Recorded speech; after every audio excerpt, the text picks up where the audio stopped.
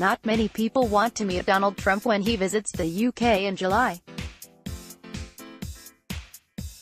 In fact, protesters are expected to line his path and politicians are queuing up to avoid him. Unfortunately for Scotland, the 45th US president had a Scottish mother, a heritage that has drawn him to our shores with uncomfortable frequency in the past, usually to build golf courses and pick fights with the locals. He has not been back since becoming the most powerful man in the world, but that looks set to change in the summer, with his itinerary understood to include a stopover in the land he calls a very special place.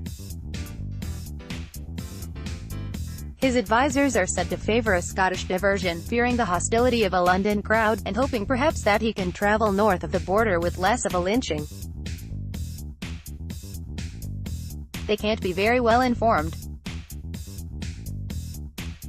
Trump has a gift for causing offense, but his most recent statement on gun control hit a raw nerve in Scotland, and particularly in one Scottish town. Survivors of the 1996 Dunblane tragedy, in which 16 primary school pupils and a teacher were shot dead, have more reason than most to be appalled by the president's defense of gun ownership. One of these, a young woman called Amy Adam, now says she wants to talk to Trump about the frightening escalation of school shootings in the States, and tell him there is something he could do about America's gun crisis. Trump told a meeting of the National Rifle Association (NRA) in Dallas, Texas, over the weekend that London hospitals were like a war zone because of knife crime. He blamed this on unbelievably tough gun laws in the capital. While stabbings are a major problem on London streets, 38 people have died in knife crimes so far this year, according to the Met Police. The idea that guns could be part of the solution is treated as a sick joke in Britain. The head of a group overseeing London's trauma treatment, Professor Karim Brohi, said it was ridiculous to suggest guns could help combat knife violence. Gunshot wounds are at least twice as lethal as knife injuries. If Trump won't listen to British doctors, maybe he will hear out Amy Adam, who was shot twice by the Dunblane gunman, Thomas Hamilton. She said she despairs at the president's attitude and his refusal to rein in trigger-happy Americans. "We changed gun laws after Dunblane and we have never had another school shooting," she said. On average, 13,000 people are fatally shot in the U.S. each year. Following a massacre at a high school in Parkland, Florida, in February, in which 17 students and staff were killed by a youth with a semi-automatic rifle, Trump recommended arming teachers to help save lives. And he said background checks should be more stringent before people were allowed to buy guns, blaming mental health issues for a shooting epidemic that has shamed America.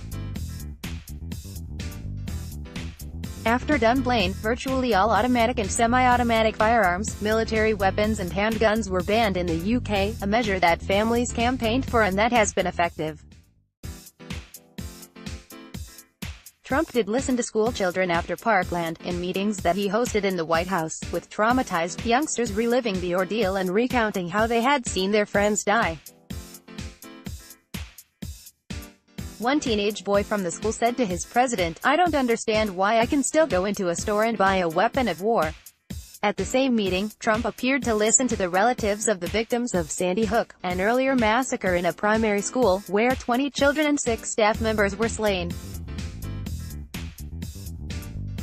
These televised sessions were extremely moving, but was the president moved?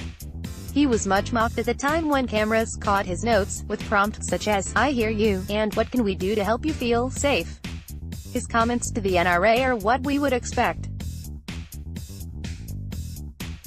of a politician warming up his support base, but would changing his views on the Second Amendment, which upholds the right of Americans to bear arms, lead to reform? President Obama memorably cried over successive school shootings on his watch but left office having failed to tackle gun culture. Dunblane survivors have met victims of the Parkland shooting and are part of an international movement to try to influence American thinking on guns. It is not Trump who needs to be converted, but the mighty gun lobby that divides America from the rest of the West and makes the U.S. a truly foreign country to us. But if the president does set foot in Scotland in a couple of months, and he does get to meet Amy Adams, it will be a start at least.